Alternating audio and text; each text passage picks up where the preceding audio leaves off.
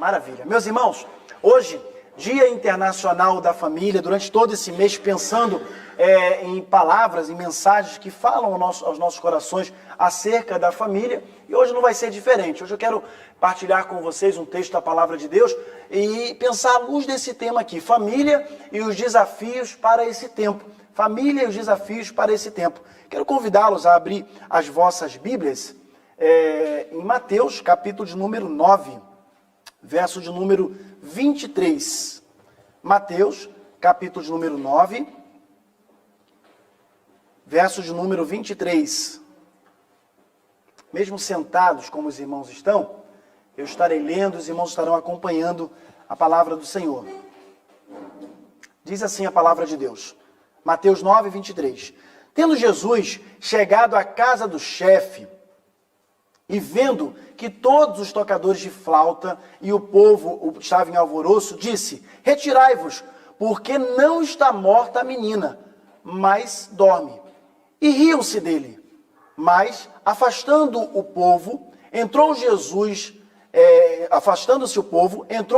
tomou a menina pela mão e ela se levantou.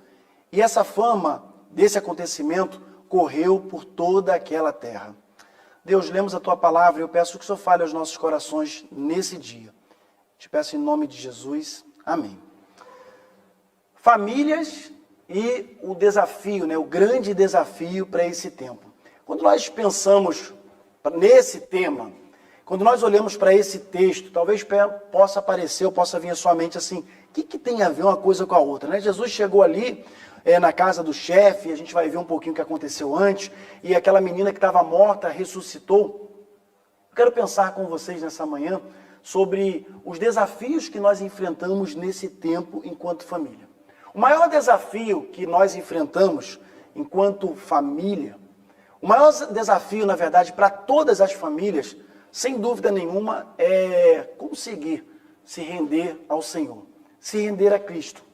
A gente observando a palavra de Deus em alguns episódios, que nós não vamos ler agora, mas a gente pode observar a recepção que algumas pessoas tiveram em relação a Jesus. Por exemplo, Simão, a gente olhando o texto, não vamos ler agora, ele recebeu em casa Jesus, mas não recebeu naquele momento em seu coração. Nicodemos também recebeu Jesus, esteve com Jesus um tempo, mas não em seu coração.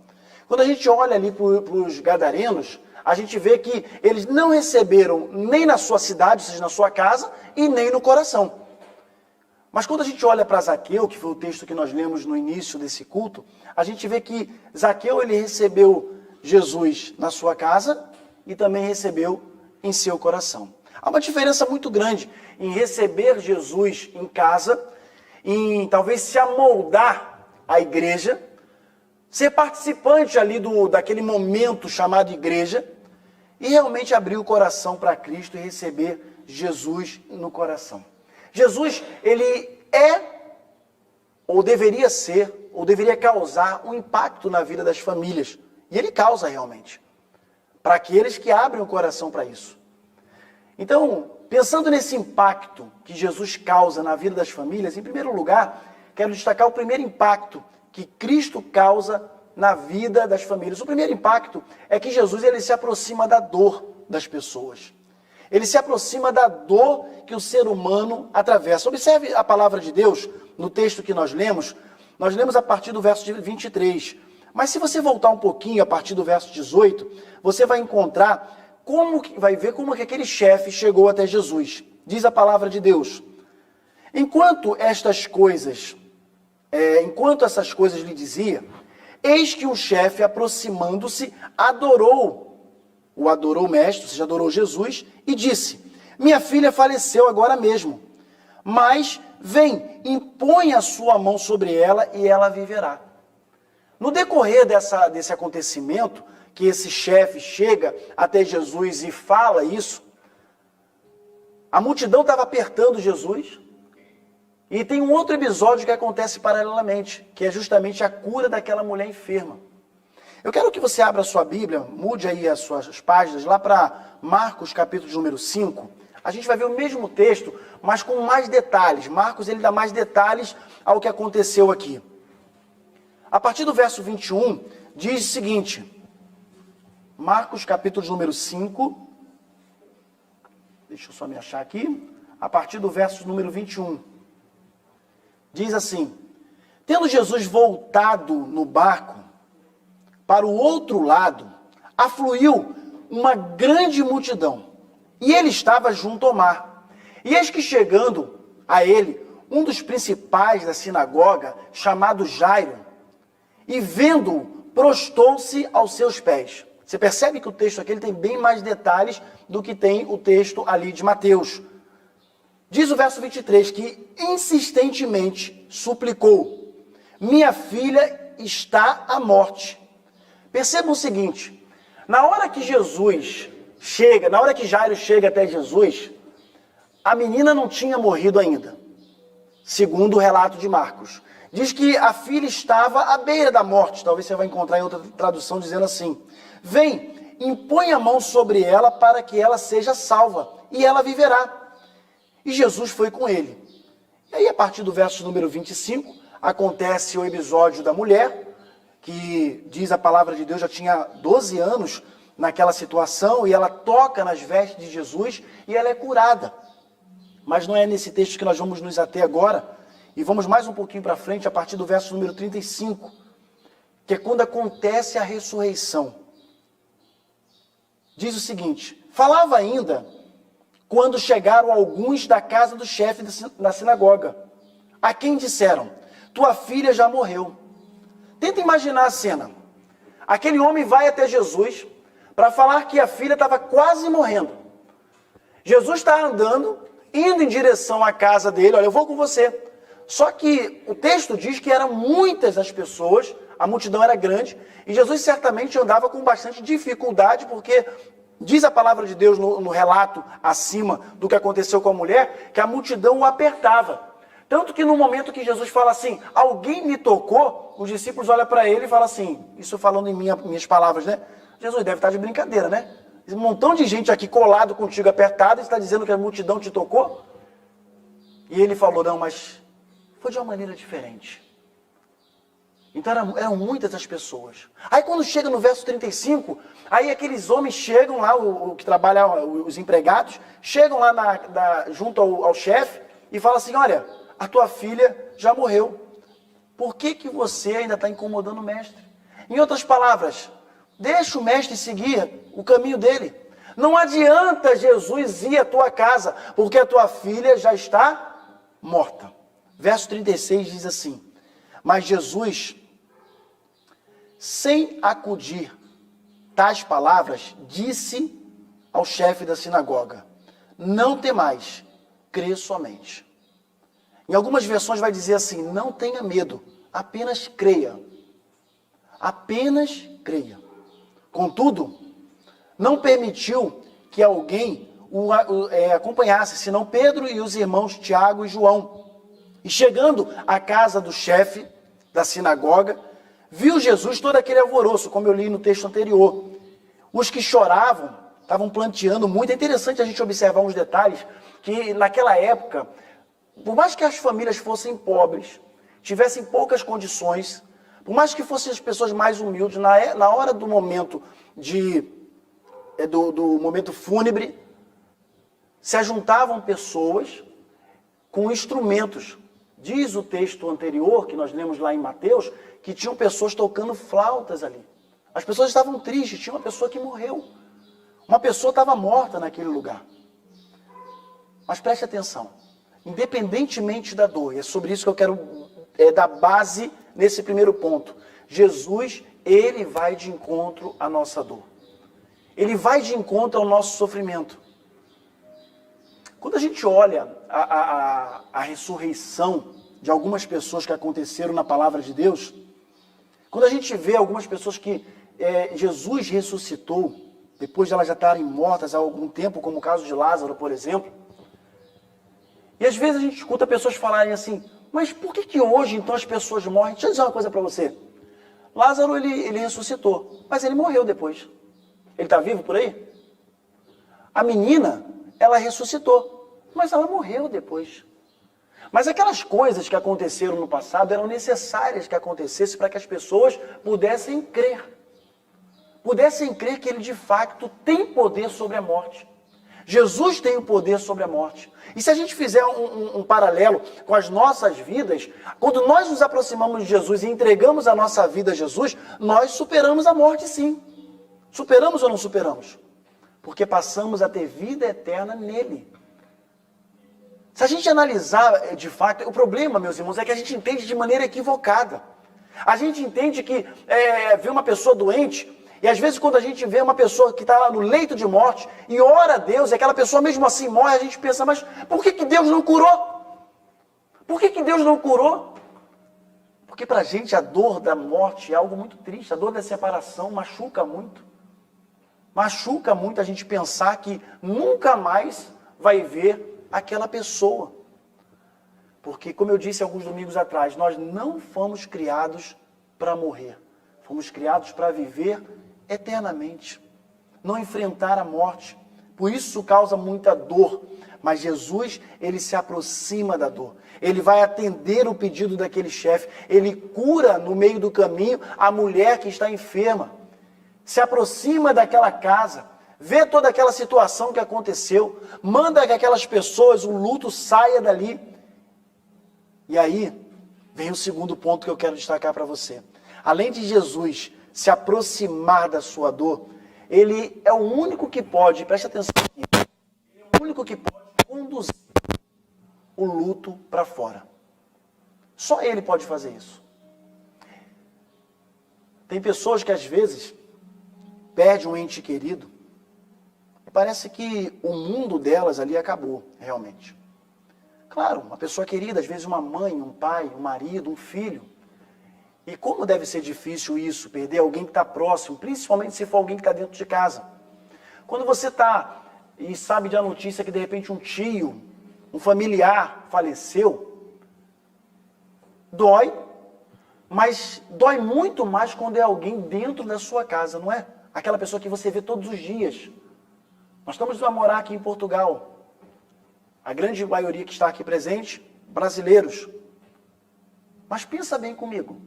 Chega uma notícia que alguém lá no Brasil faleceu. Vai doer, mas é diferente. Parece que a dor, o luto é maior quando é aquela pessoa que está ali dentro de casa com você todos os dias. Aquele homem tinha perdido uma filha. Ele tinha perdido uma filha. E ele, antes que essa filha morresse, ele vai até Jesus. Já tinha ouvido falar certamente de Jesus. Uma coisa que me chama a atenção de quando Jairo se aproxima de Jesus, é que ele chega até Jesus, e os três textos que relatam isso, diz o seguinte, que ele se prostra diante de Jesus e o adora. Ele se prostra diante de Jesus e o adora. Talvez o que esteja faltando em nós é nos render a Jesus. É nos aproximar de Jesus sem reservas e adorá-lo em espírito e em verdade, compreendendo que Ele é o Deus da vida, Ele é o Deus que tem poder sobre a morte, Ele é o Deus que tem poder sobre a enfermidade, embora muitas vezes isso não se faz notório quando Ele não cura alguém que a gente está pedindo que cure. A gente tem que entender os propósitos de Deus. O irmão Marcos falava há pouco na escola bíblica, e eu quero fazer um apelo àqueles que chegaram depois. Participem da escola bíblica, está sendo uma bênção. Nós aprendemos mais da palavra do Senhor aqui. 50 minutos que a gente passa aqui, que tem sido de muito crescimento.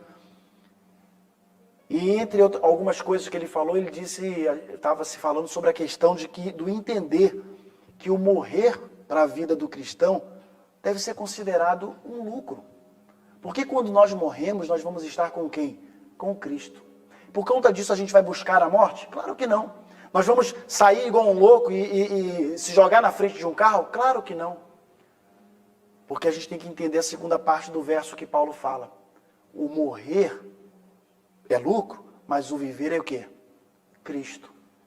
Então, enquanto eu estou vivo aqui, eu preciso viver para a glória do Senhor. E aquele homem, ele chega até Jesus, e ele se prostra diante de Jesus, e Jesus vai de encontro à sua dor, e quando ele chega em casa, ele coloca naturalmente o luto para fora. Naturalmente. A experiência que teve Jesus com a filha de Jairo, A experiência com o filho da viúva de Naim. Jesus, ele para um cortejo. Olha que coisa. Esse é o Jesus que a gente serve. Só que, irmãos, parece que às vezes é tão distante. Parece que é uma coisa assim, sabe? Não, domingo eu vou à igreja. Eu vou lá à igreja lá. Meio de semana eu vou vivendo a minha vida. É interessante que a gente estava observando o irmão Marcos contando aqui das pessoas, quantas pessoas que morreram por amor ao Evangelho. Quantas pessoas que morreram por amor ao Evangelho. O maior desafio para o nosso tempo é fazer com que as famílias se aproximem de verdade de Jesus. Estamos vivendo os 31 dias de oração pela família. Disse semana passada e repito hoje aqui. Não quero, em hipótese alguma, envergonhar você. Nem colocar você em situação constrangedora. Mas olhe para dentro de você. Você tem tempo para trabalhar, para ganhar um pouquinho mais de dinheiro, tempo para poder juntar, aproveitar o verão que agora precisa, né? Sabe o que a gente estava conversando há pouco ali com a Ana, né? E falando desse desafio para esse tempo agora do verão e de um trabalho extra, etc. E aí pensando nas palavras que a Ana estava falando e pensando o seguinte. Não que a Ana não se dedique às coisas de Deus, é apenas um exemplo. Mas quando chega o verão, a gente arruma um montão de tempo para poder a gente fazer um montão de coisas, já viu? A gente arruma tempo extra, né? Né, Ana? Tem que se virar nos 30, né? Para poder a viagem acontecer, né? E às vezes, quando as coisas do Senhor, a gente não tem tempo. Tempo é uma questão de prioridade, meus irmãos. Tempo é uma questão de prioridade. Pensa nisso, guarde isso no seu coração. Jesus, ele se aproxima da sua dor, ele coloca o luto para fora, totalmente para fora. Outrora, onde havia morte, Jesus opera a vida. Em todos os casos de ressurreição, na palavra de Deus, em que Jesus age com a sua palavra, com a sua mão poderosa, e ele tira aquela pessoa do leito de morte, havia morte, havia o espírito de morte, mas Jesus, ele mostra mais uma vez que ele é o dono da vida. Não para que Jairo, a filha de Jairo, não para que Lázaro, não para que o filho da viúva lá de Naim pudesse viver eternamente. Não. Mas para que o homem, eu e você, pudéssemos crer que ele tem sim poder sobre a morte. É interessante que, mesmo Jesus tendo feito todos aqueles milagres incontestáveis, ainda assim, depois da sua morte na cruz e da sua ressurreição, muitos ainda duvidaram que ele tinha ressuscitado. Ora, se o homem, Samuel, tem poder, Jesus no caso, poder para ressuscitar Lázaro, para ressuscitar tantas pessoas como foram ressuscitadas conforme a palavra de Deus, você acha que ele não teria poder para poder levantar daquele túmulo? Claro que ele teria, meus irmãos. Claro que ele teria. Em terceiro lugar, e eu caminho para o final, o terceiro impacto é que Jesus, ele concede vida abundante. O testemunho que aquela menina deu para toda aquela sociedade que estava do lado de fora, tocando flauta, num momento fúnebre, no momento de que estavam ali lamentando pela morte, agora vê aquela menina sair viva e andando, mesmo que Jesus tenha falado no final que aquilo ali era para ficar ali, não precisava contar para outras pessoas, mas todo mundo viu. O testemunho do filho da viúva e o testemunho de Lázaro. Tudo isso mostra como Deus concede vida, mas não qualquer vida, mas uma vida em abundância, meus irmãos. A gente olha para a nossa sociedade e vê as pessoas vivendo de qualquer maneira, não tendo uma vida à luz do que Deus realmente quer, fazendo o que querem. A sociedade tenta fazer aquilo que quer. Hoje, sendo o Dia Internacional da Família, onde muitas famílias param realmente para lembrar desse dia, é um mês, na verdade, repleto de lembranças em relação à família, a sociedade quer mostrar que não é isso. Família não é isso. Homem, mulher, não é isso que é família. Eu vi uma postagem hoje pela manhã na internet que dizia assim: hoje é o dia de todo tipo de família. Hoje, vírgula, hoje é o dia da família. A família que Deus constituiu. Família é isso. Família é tão somente isso. Só que o diabo, Ele vem para roubar, matar e destruir. Eu vi uma mensagem uma vez, acho que eu já falei isso para vocês aqui, de um amigo meu, pastor Heber, pregando, e ele disse o seguinte, na mensagem que ele pregou, ele falou que Deus, ele forma, fazendo uma alusão no quando Deus formou o ser humano. Deus forma. O diabo, ele deforma, fazendo uma alusão à queda do homem. Mas Jesus transforma. Deu para entender? Deus forma, o diabo deforma. Ele só faz isso. Ele tenta deformar a criação. Ele tenta deformar aquilo que foi criado por Deus. Ele tenta deformar a família e mostrando que os desafios que nós temos nesse tempo são desafios difíceis. Desafios que nós não vamos conseguir superar. É isso que o diabo tenta fazer. Ele tenta mostrar que a gente não vai conseguir. Ele tenta mostrar que nós somos fracos, somos imperfeitos. Nós somos sim. Somos imperfeitos. Mas em Cristo nós somos mais do que vencedores. Em Cristo nós somos mais do que vencedores. Então somente nele. Ele sempre vai colocar, mostrar pra gente de alguma forma que nós não conseguimos. Não dá. Eu disse semana passada para os irmãos, né? Que depois de trabalhar uma semana inteira, quando chega no domingo pela manhã, o que dá vontade de fazer? Dormir, né, minha irmã? Dormir até tarde. Dormir, como se não houvesse amanhã, como diz a minha filha Raquel, né? Ou dormir como se não houvesse amanhã, e vai dormindo. Mas como é bom poder acordar pela manhã, no primeiro dia da semana, tomar um banho, para aqueles que gostam, eu sempre gosto de falar isso. Não sei por que minha filha ri quando eu falo isso, né? Tomar um banho, se arrumar, e ir para a casa do Senhor, aprender mais da palavra dele, cultuar a Deus e começar essa semana aqui de uma maneira diferente, compreendendo que, por mais que nós tenhamos desafios nesse tempo, em Cristo nós somos mais do que vencedores, tão somente em Cristo Jesus. Irmãos, quando Jesus se aproxima da nossa dor, quando Jesus se aproxima da minha e da sua dor, só ele tem poder para afugentar a morte. Ele tem poder para devolver a vida. E ele nos faz viver uma nova chance. Fez isso com Lázaro, com a filha de Jairo, com tantos outros. E ele te convida para ter uma vida em abundância. Ele te convida para ter uma vida em abundância. Não qualquer vida. Eu queria que hoje pela manhã você pudesse pensar nisso. A vida que Jesus dá para cada um de nós, a vida que ele transmite a cada um de nós, não é aquela vida do acordar pela manhã e trabalhar e voltar para casa, não é isso. Mas é uma vida eterna nele, que começa agora. Nós podemos viver a eternidade a partir desse momento que nós estamos entendendo que nós somos salvos em Cristo Jesus.